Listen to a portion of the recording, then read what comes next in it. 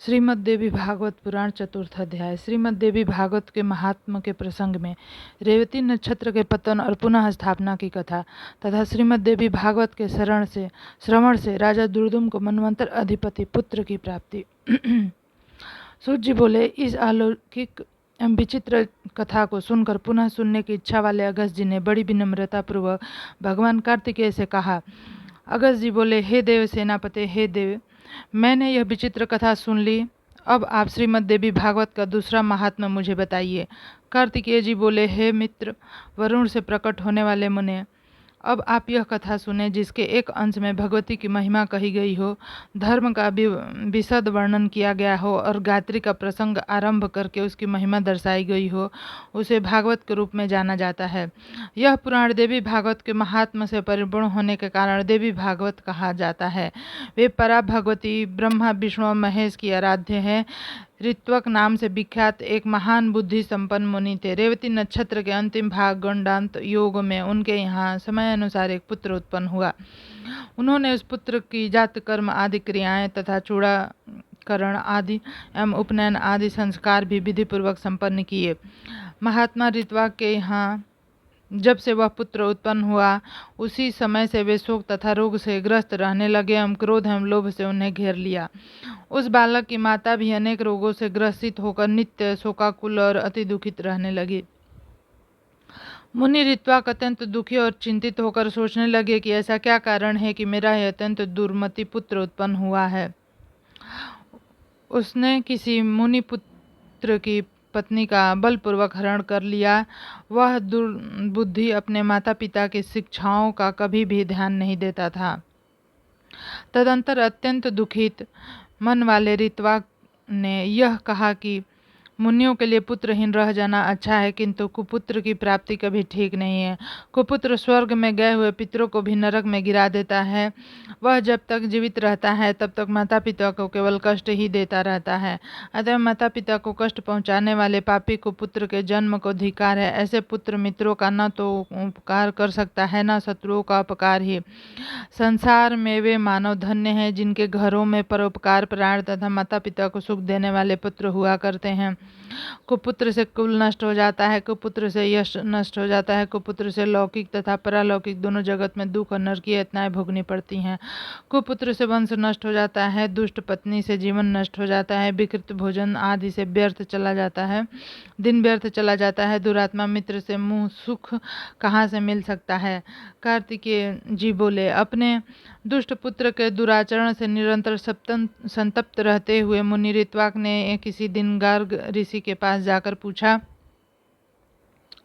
ऋत्वाक बोले, हे भगवान, हे ज्योतिष शास्त्र के आचार्य, मैं आपसे अपने पुत्र की दुष्टता का कारण पूछना चाहता हूँ। हे प्रभु, आप उसे बताइए। गुरु की निंदा करते हुए मैंने विधि पूर्वक वेदाध्ययन किया और ब्रह्मचर्य व्रत पूर्ण करके विधि विधान के साथ विवाह किया।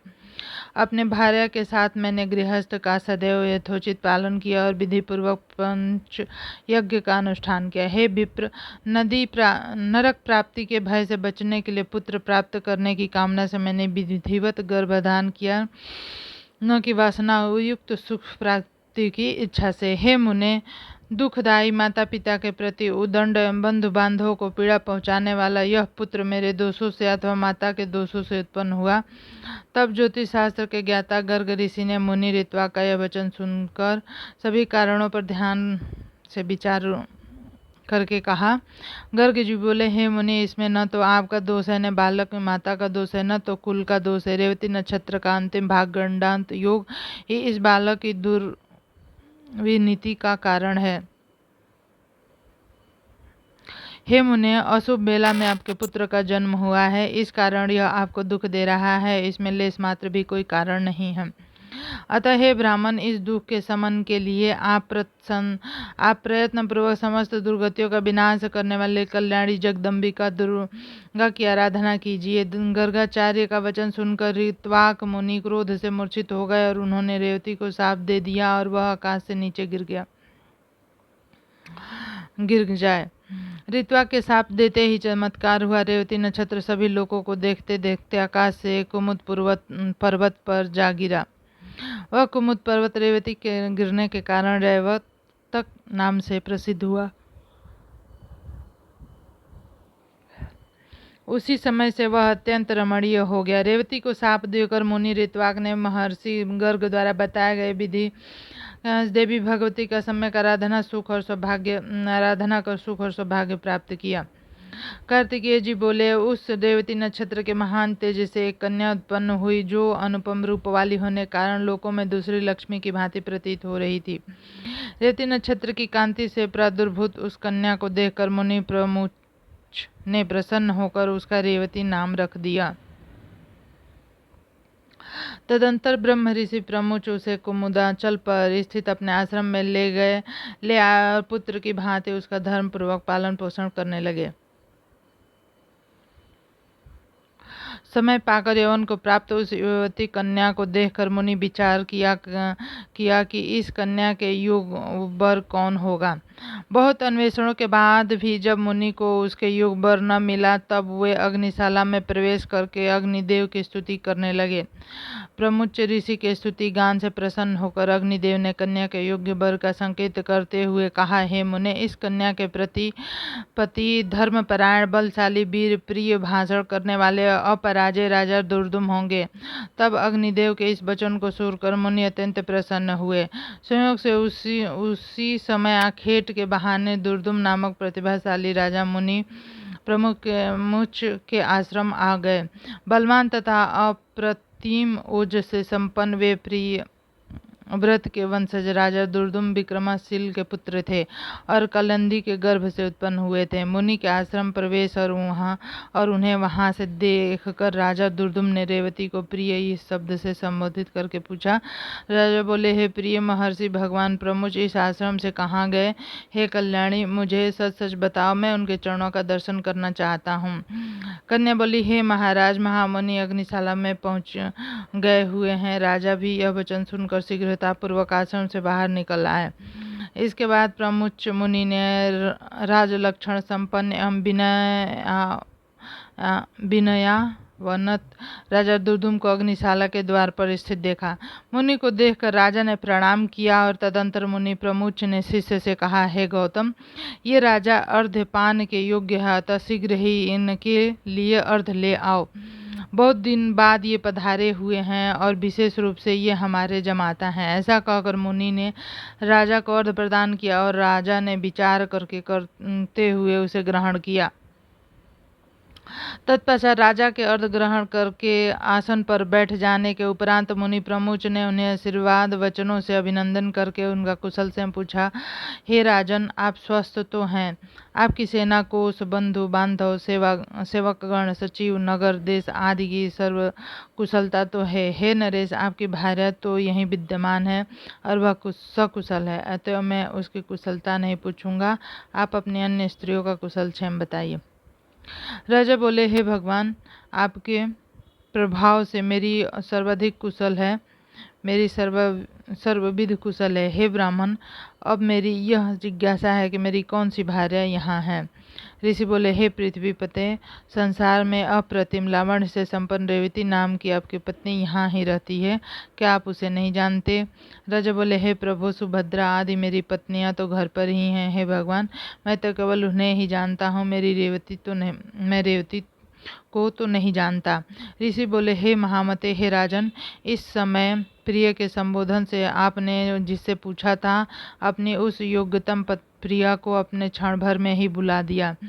राजा बोले, हे मुने, आपने जो कहा वह असत्य नहीं, किंतु मैंने जो सामान्य रूप से ऐसा कहा दिया था उसमें मेरा कोई दूषित भाव नहीं था, अतः आप मेरे ऊपर क्रोध न करें। ऋषि बोले, हे राजन, आपका भाव दूषित नहीं था, अपितु आपने सत्य ही कहा। आदि अग्निदेव के द्वारा प्रेरित किए जाने पर ही आपने ऐसा कहा था। इसका पति कौन होगा, ऐसा मेरे द्वारा आज अग्निदेव से पूछे जाने पर उन्होंने कहा था कि इसके पति निश्चय रूप से राजा दुर्दुम ही होंगे। हे महीपते, अतः मेरे द्वारा प्रदत्त इस कन्या को आप स्वीकार कीजिए। आप इसे प्रिय ऐसा संबोधन भी कर चुके हैं, अतएव आप अब शंका रहित होकर किसी अन्य विचार में ना पड़े। मुनि का यह वचन सुनकर राजा दुर्दुम चिंतित चिंतन करते हुए चुप हो गए और मुनि उनके वैवाहिक अनुष्ठान की तैयारी में जुट गए। इसके बाद विवाह कार्य के लिए मुनि को तत्पर देखकर रेवती ने कहा, हे तात, आप मेरा विवाह रेवती नक्षत्र में ही संपन्न कराएं। श्री बोले, वत्से, विवाह के योग्य अन्य बहुत से नक्षत्र हैं, रेवती नक्षत्र में विवाह कैसे होगा, क्योंकि रेवती तो आकाश में स्थित है ही नहीं। रेवती नक्षत्र के अतिरिक्त अन्य कोई भी नक्षत्र में विवाह के लिए उचित नहीं है। कन्या बोली, रेवती नक्षत्र के अतिरिक्त अन्य कोई नक्षत्र मेरे विवाह के लिए उचित नहीं है, अतः मैं प्रार्थना करती हूँ कि आप मेरा विवाह रेवती नक्षत्र में ही करें। ऋषि बोले, पूर्व काल में मुनि ऋत्वाक ने रेवती नक्षत्र को पृथ्वी पर गिरा दिया था। इस प्रकार अन्य नक्षत्र में यदि तुम्हारी श्रद्धा नहीं तब तुम्हारा विवाह कैसे होगा। कन्या बोली, तात, क्या केवल एक ऋत्वाक ने ही तपश्चर्या की? क्या आपने मन वचन कर्म से ऐसी तप साधना नहीं की है? हे पिताजी, मैं आपके तपोबल को जानती हूँ। आप जगत की सृष्टि करने में समर्थ हैं, अतः आप अपने तप के प्रभाव से रेवती को पुनः आकाश में स्थापित करके उसे नक्षत्र में मेरा विवाह कीजिए। ऋषि बोले, तुम्हारा कल्याण हो, तुम जैसा मुझसे कह रही हो वैसा ही होगा। तुम्हारे हितार्थ मैं आज ही रेवती नक्षत्र को सोम मार्ग नक्षत्र मंडल में स्थापित करूंगा। कार्तिकेय बोले, हे अगस्त जी, ऐसा कहकर मुनि अपने तपोबल से शीघ्र ही पूर्व की भांति रेवती नक्षत्र को फिर से नक्षत्र मंडल में स्थापित कर दिया। तदंतर मुनि प्रमुख ने रेवती नक्षत्र में वैवाहिक विधि अनुसार महात्मा राजा दुर्दुम को वह रेवती कन्या सौंप दी। इस प्रकार कन्या का विवाह कर देने के उपरांत मुनि ने राजा से कहा, हे वीर, तुम्हारी क्या अभिलाषा है, मुझे बताओ, मैं उसे पूरी करूंगी। राजन बोले, हे मुने, मैं स्वभाव स्वयं भी मुनि मनु के वंश में उत्पन्न हुआ हूँ, अतः मैं यही कामना करता हूँ कि आपकी कृपा से मुझे मनवंतर अधिपति पुत्र की प्राप्ति हो।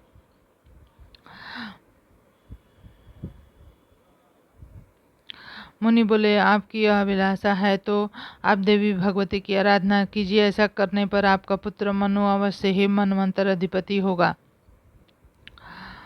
श्रीमद्देवी भागवत, जो पंचम पुराण के रूप में विख्यात है, उसका 5 बार श्रवण करने के उपरांत आपको मनोवांछित पुत्र प्राप्त होगा।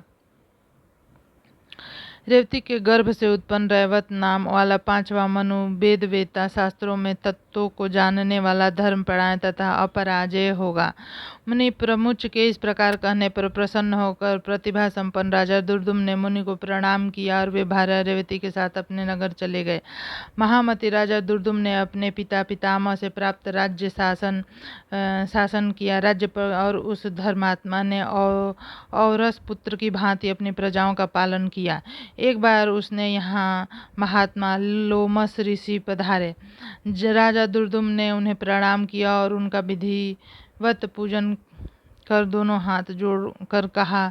राजा बोले, हे भगवान, हे मुने, यदि आप कृपा करें तो मैं पुत्र प्राप्ति की कामना से आपसे देवी भागवत का नामक पुराण सुनना चाहता हूँ। राजा का यह वचन सुनकर लोमस मुनि प्रसन्न हो गए और बोले, हे राजन, आप धन्य हैं, क्योंकि तीनों लोकों की जननी देवी भगवती में आपकी ऐसी भक्ति हो गई है। देव दानव तथा मानव की आराधना पर परा भगवती जगदम्बा में यदि आपकी भक्ति उत्पन्न हो गई हो तो आपकी कार्य सिद्धि अवश्य होगी।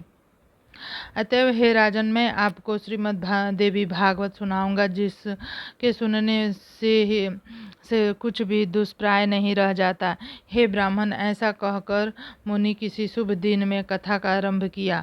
अपनी पत्नी के साथ राजा ने 5 बार श्रीमद् देवी भागवत का विधिवत श्रवण किया। कथा समाप्ति के दिन धर्मनिष्ठ राजा दुर्दुम ने अत्यंत प्रसन्न होकर श्रीमद् देवी भागवत पुराण तथा लोमस ऋषि की पूजन की। राजा ने निर्वाण मन से हवन करके कुमारी कन्याओं को भोजन कराया और सपत्नीक ब्राह्मणों को प्रभूत दक्षिणा दान द्वारा संतुष्ट किया।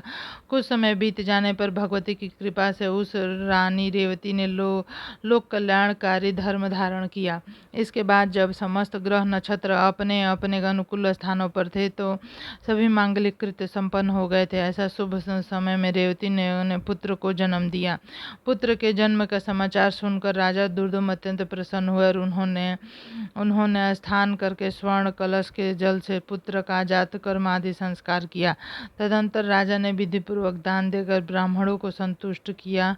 समय पर पुत्र का उपनयन संस्कार करके राजा ने अपने पुत्र को अंगों सहित वेदों का अध्ययन कराया। इस प्रकार राजा का वह रैवत नामक तेजस्वी पुत्र समग्र विद्याओं का निधान, धर्मपरायण, अस्त विशारदों में श्रेष्ठ, धर्म का वक्ता तथा धर्म का पालन करता हो गया। इसके बाद ब्रह्मा जी ने रेवत को मुनि के पद पर नियुक्त किया और श्रीमान मंत्र अधिपति के रूप में धर्मपूर्वक पृथ्वी पर शासन करने लगा। इस प्रकार मैंने देवी भागवती के इस प्रभाव का संक्षिप्त रूप से वर्णन किया है। श्रीमद् देवी भागवत पुराण के महात्मा का वर्णन करने में कौन समर्थ है, भला कौन समर्थ है? सूत जी बोले, इस प्रकार श्रीमद् देवी भागवत का महात्मा और उसकी विधि सुनकर कुमारी कार्तिकेय की पूजा अगस्त जी ने पूजा कर अगस्त जी अपने आश्रम चले आए। हे विप्र, मैंने आप लोगों के समक्ष श्रीमद् देवी भागवत का महात्मा कह दिया। जो मनुष्य श्रद्धापूर्वक इसका श्रवण तथा पाठ करता है वह इस लोक में संपूर्ण भोगों का सुख प्राप्त करके अंत में मोक्ष प्राप्त करता है। 5वां अध्याय श्रीमद् देवी भागवत पुराण की श्रवण विधि, श्रवणकर्ता के लिए पालनीय नियम, श्रवण के फल तथा महात्मा का वर्णन। ऋषियों ने कहा, हे महाभाग सूत जी, हम लोगों ने श्रीमद् देवी भागवत महात्मा सुन लिया। अब इस पुराण के श्रवण की विधि सुनना चाहते हैं। सूत जी बोले, हे मुनियों, अब आप लोग इस पुराण के श्रवण का विधान सुनने, जिससे सुनने वाले मनुष्य की समस्त कामनाएं सिद्ध हो जाती हैं। पुराण श्रवण के इच्छुक विद्वान मनुष्य को चाहिए कि सर्वप्रथम ज्योतिष को बुलाकर शुभ मुहूर्त निर्धारित कर इसके लिए ज्येष्ठ मास से लेकर 6 महीने शुभ कर होते हैं। हस्त, अश्विन, मूल, पुष्प, रोहिणी, अनुराधा, मृगशिरा, श्रवण, नक्षत्र, पूर्ण तिथि तथा शुभ दिन में पुराण का श्रवण कल्याणकारी होता है। जिस नक्षत्र में बृहस्पति हो उसमें चंद्रमा तक गिनने पर क्रमशः इस प्रकार फल देते हैं। 4 नक्षत्र धर्म प्राप्ति, पुनः 4 तक लक्ष्मी की प्राप्ति, इसके बाद 1 नक्षत्र कथा में सिद्धि प्रदान करने वाला, फिर 5 नक्षत्र परम सुख की प्राप्ति कराने वाला, बाद में 6 नक्षत्र पीड़ा करने वाले, बाद के 4 नक्षत्र राज्य भय उत्पन्न करने वाले तथा तत्पश्चात 3 नक्षत्र ज्ञान प्राप्ति में सहायक हैं। पुराण श्रवण के आरंभ में शिव वोक्ता चक्र शोधन कर लेना चाहिए। देवी की प्रसन्नता के लिए इसमें 4 नवरात्रों में सुनना चाहिए और तिथि, वार और नक्षत्र पर समय विचार करके पुराण अन्य मासों में भी सुना जा सकता है। विवाह आदि में जिस प्रकार उत्साहपूर्वक तैयारी की जाती है, उसी प्रकार नवाह यज्ञ के अवसर पर भी बुद्धिमान मनुष्य को प्रयत्न पूर्वक सामग्री आदि की तैयारी करनी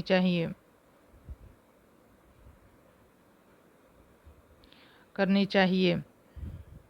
पाखंड और लोभ से रहित, चतुर, उदार एवं देवी भक्त सज्जनों की सहायता के रूप में लेना चाहिए।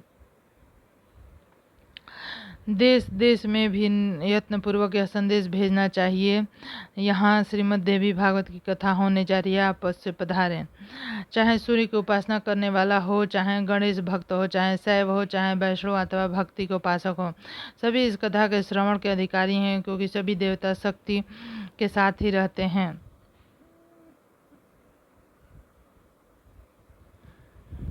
इसलिए श्रीमद् देवी भागवत की कथा रूपी सुधा के रसिक प्रेमी जनों को कथा श्रवण के लिए विशेष रूप से आना चाहिए। ब्राह्मण, क्षत्रिय, वैश्य, शूद्र, 4 वर्णों के स्त्री पुरुष, ब्रह्मचर्य, गृहस्थ, वानप्रस्थ, सन्यासी, इन सभी 4 आश्रमों में निरंतर मनुष्य को चाहे सकाम भाव से अथवा निष्काम भाव से अवश्य इस कथा सुधा का पान करना चाहिए। जिन लोगों को पूरे 9 दिनों तक कथा सुनने का अवकाश न मिल सके, वे सब भी समय मिले तभी आए, क्योंकि यज्ञ में क्षण भर भी पहुंच जाना विशेष पुण्यदायक होता है।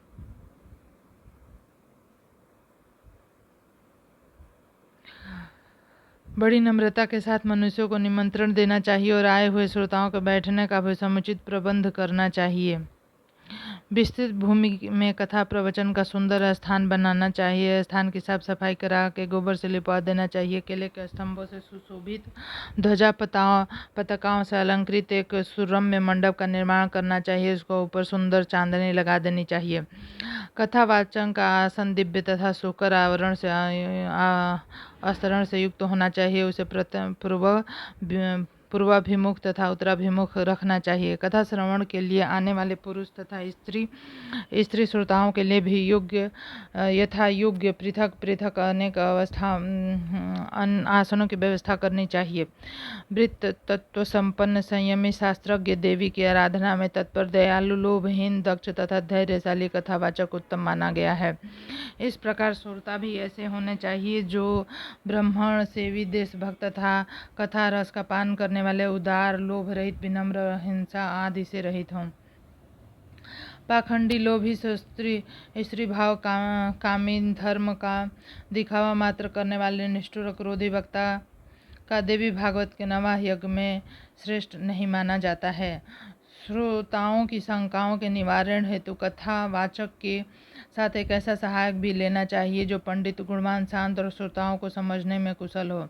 कथा प्रारंभ होने के एक दिन पूर्व ही वक्ता एवं श्रोतागणों को क्षौर कर्म करा देना चाहिए। तत्पश्चात अन्य नियमों का पालन करना चाहिए। उस दिन शौचादि से निवृत्त होकर अरुणोदेवालय में स्नान करना चाहिए। संध्या तथा तर्पण आदि नित्य कर्म संक्षेप में करने चाहिए। तत्पश्चात कथा श्रवण का अधिकारी बनने के लिए गोदान करें एवं सब विघ्नों को दूर करने वाले जी का सर्वप्रथम पूजन करें। कलश स्थापना करके वहाँ 10 दिक्पालों बटुक क्षेत्रपाल सभी योगिनियों और मातृगणों का भी पूजन करें। तुलसी नवग्रह विष्णु तथा शिव जी का पूजन करके नक्षत्र मंत्र से जगदम्बा का पूजन करना चाहिए। तत्पश्चात सुंदर अक्षरों में लिखी हुई भगवती की वाग्मयी मूर्ति स्वरूप देवी भागवत पुस्तक की सभी उपचारों से विधिवत पूजा करके कथा की निर्विघ्न समाप्ति के लिए 5 दिवस ब्राह्मणों का वर्णन करना चाहिए। उसे निरंतर मंत्र का जाप एवं दुर्गा सप्तशती का पाठ करना चाहिए। अंत में प्रदक्षिणा नमस्कार के बाद इस प्रकार स्तुति करें, हे कल्याणी, हे महामय, हे कृपामय, हे भवानी, मैं संसार सागर में डूब रहा हूँ, मेरा उद्धार कीजिए। तथा हे ब्रह्मा विष्णु महेश से पूजनीय माता जगदम्बिके, मेरे ऊपर प्रसन्न होइए। आप मुझे मनोवांछित वर प्रदान कीजिए, आपको बार बार प्रणाम है। इस प्रकार प्रार्थना करके स्वस्थ चित्त होकर कथा सुने। उस समय संयत चित्त होकर वक्ता को साक्षात व्यास समझकर विधिवत उनकी पूजा करें और वस्त्र माला आदि पहनाने से उनकी प्रार्थना करें। समस्त शास्त्र इतिहास के ज्ञाता है व्यास जी, आपको नमस्कार है। आप कथा रूपी चंद्रमा की ज्योति से हमारे अंतःकरण के अंधकार समूह को नष्ट कीजिए। इसके बाद नवाह के नियमों का व्रत ले और ब्राह्मणों का यथाशक्ति पूजन करके उन्हें पहले यथास्थान बैठा दी। तत्पश्चात स्वयं ही अपने आसन पर बैठ जाएं। तब सावधान मन से चारों पुरुषार्थों धर्म अर्थ काम और मोक्ष फल को प्राप्त करने के लिए पुत्र कलत्र धन धान्य तथा गृहस्थ की चिंता छोड़कर कथा सुने। विद्वान वक्ता को चाहिए कि सूर्योदय से आरंभ करके पुनः दोपहर में 2 घड़ी विश्राम करके सूर्यास्त के कुछ समय पहले तक कथा वाचन करे। मूलमूत्र के वेग को रोकने के लिए स्वल्पाहार उत्तम होता है। कथार्थी को दिन रात में केवल एक बार ही हविष्यान्न का भोजन ग्रहण करना ही ठीक है, अन्यथा फलाहार करें अथवा केवल दूध घी के आहार पर ही रहें। बुद्धिमान को चाहिए कि ऐसा आहार करें जिससे कथा में किसी प्रकार की बाधा न हो। हे द्विजगण, अब मैं कथा श्रवण में निष्ठा रखने वाले नियम बताता हूँ। जो लोग ब्रह्मा विष्णु और शिव में भेद दृष्टि रखते हैं, देवी की भक्ति से रहित हैं, जो पाखंडी हिंसक तथा दुष्ट हैं और जो ब्राह्मणों के द्वेष रखने वाले नास्तिक हैं, वे कथा श्रवण के योग्य नहीं हैं। जो स्त्री पर आया, धन पर धन, ब्राह्मण धन्य देव संपत्ति के हरण में लुब्ध रहते हैं, उनका कथा श्रवण में अधिकार नहीं है। श्रोताओं को चाहिए कि वो ब्रह्मचर्य का पालन करें, पृथ्वी पर सोएं, सत्य बोले, जितेंद्रिय रहें और कथा की समाप्ति पर संयम पूर्वक पत्तल पर भोजन करें। व्रती को बैगन, बहेड़ा, तेल, दाल, मधु, जला हुआ बासी और भाव दूषित अन्न का त्याग कर देना चाहिए। कथा सुनने वाला व्रती मांस, मसूर, रजस्वला स्त्री का देखा हुआ खाद्यान्न, लहसुन, मूली, हींग, प्याज, गाजर, कोहड़ा, कर्मी का साग न खाएं। काम, क्रोध, मद, लोभ, पाखंड, अहंकार को छोड़ दे। विप्र, द्रोही, पतित, संस्कारहीन, चंडाल, यमन, अत्यंत राजस्वल स्त्री और वेदहीन मनुष्य से कथा वर्ती को वार्तालाप नहीं करना चाहिए। श्रोता का चाहिए कि वे वेद, गौ, गुरु, ब्राह्मण, स्त्री, राजा, पुरुष, महापुरुष, देवताओं और देव भक्तों की निंदा कभी ना करें। जो कथावर्ती हो उसे सर्वदा विनयशील, सरल चित्त, पवित्र, दयालु, कम बोलने वाला, उदार मानव मन वाला होना चाहिए। श्वेत कुष्ठी, क्षय रोग, अभागा, पापी, दरिद्र इस कथा को भक्तिपूर्वक सुने। जो स्त्री बंध्या, काक बंध्या, जिसे स्त्री को एक बार संतान होकर बंध हो जाए, अभागिन तथा मृत वत्सा हो, जिसका गर्भ गिर जाता हो, ऐसी सभी स्त्रियों को इस देवी भागवत कथा का श्रवण करना चाहिए। जो मनुष्य बिना परिश्रम के ही धर्म, अर्थ, काम, मोक्ष प्राप्त करना चाहता है, वह यत्न पूर्वक इस देवी भागवत की कथा अवश्य सुने। इस नवाह कथा को 9 यज्ञों के समान है। उसमें किया गया दान, हवन और जप अनंत फल देने वाला होता है। इस प्रकार नवाह व्रत करके उसका उद्यापन करना चाहिए। फल की कामना करने वाले पुरुष को अष्टमी व्रत के उद्यापन की भांति नवाह व्रत का भी उद्यापन करना चाहिए। निष्काम व्यक्ति कथा के श्रवण मात्र से पवित्र होकर मुक्ति पा लेता है, क्योंकि परा भगवती मनुष्य को भोग, मोक्ष सब कुछ देने वाली है। पुस्तक और कथावाचक दोनों की प्रतिदिन पूजा करनी चाहिए। वक्ता द्वारा दिया हुआ प्रसाद भक्तिपूर्वक ग्रहण करना चाहिए। नवाह यज्ञों में जो श्रोता नित्य कुमारी कन्याओं, सुहागिनी स्त्रियों, ब्राह्मणों को भोजन कराता तथा प्रार्थना करते उसकी कार्य सिद्धि अवश्य हो जाती, इसमें संदेह नहीं।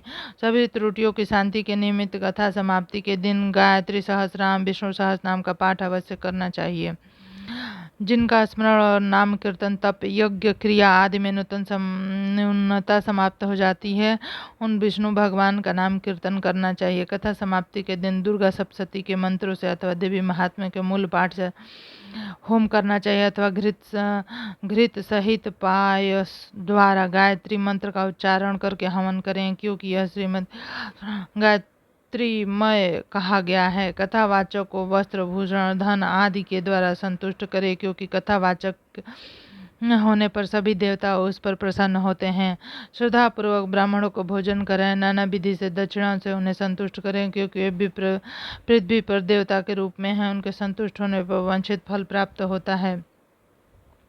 सुहागिन स्त्री कुमारी कन्याओं को साक्षात देवी समझकर उन्हें भोजन कराएं, उन्हें दक्षिणा देकर अपने मनोरथ की सिद्धि के लिए प्रार्थना करें।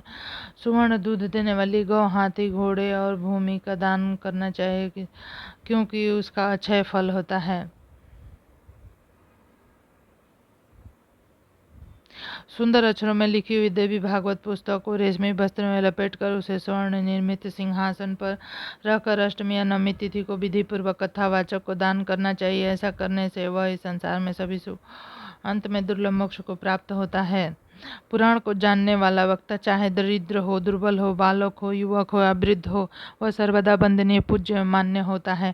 यद्यपि संसार में जन और गुणों के कारण अनेक गुरु हैं, परंतु पुराण का ज्ञाता उन सब में श्रेष्ठ गुरु है। व्यास के आसन पर बैठा हुआ पौराणिक ब्राह्मण जब तक कथा समाप्त न हो जाए तब तक किसी को भी प्रणाम न करे।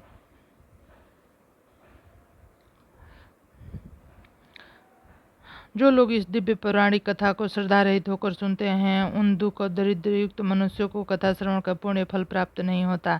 जो लोग तंबुल, पुष्प आदि उपचारों से पुराण का पूजन किए बिना ही देवी की कथा सुनते हैं, वे दरिद्र होते हैं। और जो लोग कथा के बीच में ही उसे छोड़कर नित्य चले जाते हैं, कुछ ही समय बाद उनकी संपदा, स्त्री आदि नष्ट हो जाती हैं। जो अभिमानवश व्यास से ऊंचे आसन पर बैठकर कथा सुनते हुए नरक की यातना भोग कर इस लोक में कौवे की योनि पाते हैं। जो बहुमूल्य आसन अथवा वीरान से बैठकर दिव्य कथा का श्रवण करते हुए अर्जुन वृक्ष होते हैं। कथा होते समय जो लोग व्यर्थ तर्क वितर्क करते हैं, गंधर्व योनि में के तत्पश्चात गिरगिट की योनि में जाते हैं। जो लोग पुराण जानने वालों की अथवा पाप नाशिनी कथा की निंदा करते हैं वे सैकड़ों जन्म तक दुष्ट कुत्ते होते हैं, इसमें संदेह नहीं। जो लोग कथावाचक के बराबर आसन बैठकर कथा सुनते हैं उन्हें गुरु के आसन पर बैठने का पाप लगता है और वे नरक में वास करते हैं। जो लोग वक्ता को प्रणाम किए बिना ही कथा सुनने लगते लोग लेटे लेटे कथा सुनते हुए अजगर सांप की योनि पाते हैं। जो मनुष्य कभी भी पुराण की कथा नहीं सुनते वे घोर नरक भोगकर बनेले सुअर की योनि में जाते हैं। जो 60 मनुष्य कथा का अनुमोदन नहीं करते अपितु उनमें विघ्न डाला करते हैं वे करोड़ों वर्ष तक नरक यातना भोगकर अंत में ग्राम सुअर होते हैं। जो लोग पुराण वेताओं के आसन पात्र द्रव्य फल वस्त्र कंबल आदि प्रदान करते हैं वे भगवान के परम पद को प्राप्त करते हैं। जो मनुष्य पुराण पुस्तक के लिए नवीन रेशमी वस्त्र सुंदर सूत्र का दान करते हैं वे सुखी रहते हैं। सभी पुराणों के सुनने से जो फल प्राप्त होता है उसे 100 गुना पुण्य श्रीमद् देवी भागवत पुराण के श्रवण से होता है। जिस प्रकार नदियों में गंगा श्रेष्ठ है, देवताओं में शिव, कव्यों में वाल्मीकि रामायण, तेजस्वियों में भगवान से सूर्य श्रेष्ठ हैं, जैसे आनंद देने वालों में चंद्रमा, सब धन्यों में सूर्य, क्षमाशील में पृथ्वी, गंभीरता में समुद्र, मंत्रों में गायत्री, प्रापनाश के उपायों में भागवत स्मरण श्रेष्ठ है, उसी प्रकार पुराणों में यह श्रीमद् देवी भागवत पुराण सर्वश्रेष्ठ है। जिस किसी भी उपाय से यदि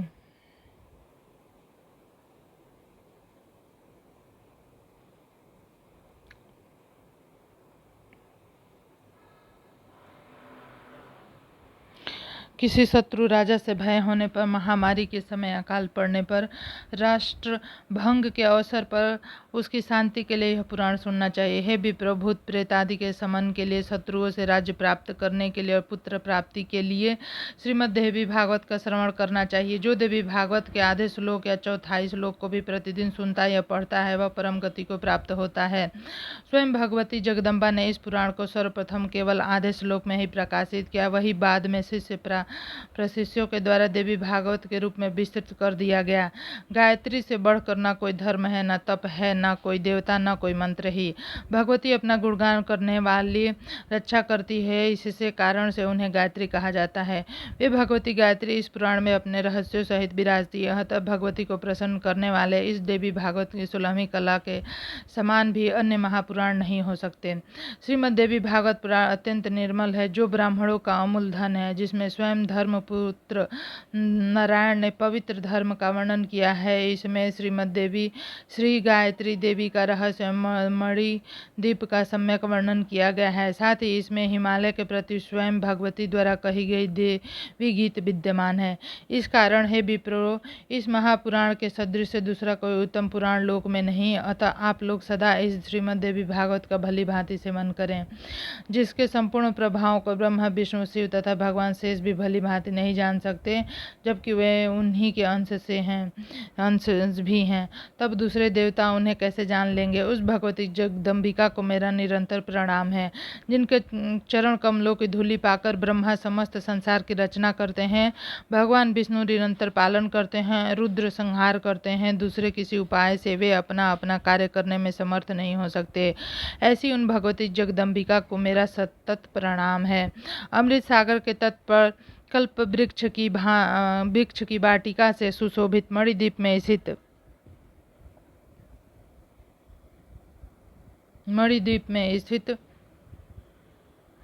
स्थित बहुवर्ण चित्रित चिंतामणिमय भवन में तथा परम शिव के हृदय में विराजमान रहने वाली मंद मंद मुस्कान युक्त मुखमंडल वाली जगदम्बा का ध्यान करके मनुष्य संसारी सुखों का उपभोग करता है, अंत में निश्चय ही मोक्ष प्राप्त करता है। इस प्रकार ब्रह्मा, विष्णु, शिव, इंद्र आदि देवताओं एवं समस्त महर्षियों द्वारा पूजित मणिद्वीप निवासिनी वे भगवती संसार का कल्याण करती रहें। आपको वीडियो पसंद आए तो चैनल को सब्सक्राइब करें, लाइक करें और शेयर करें। धन्यवाद।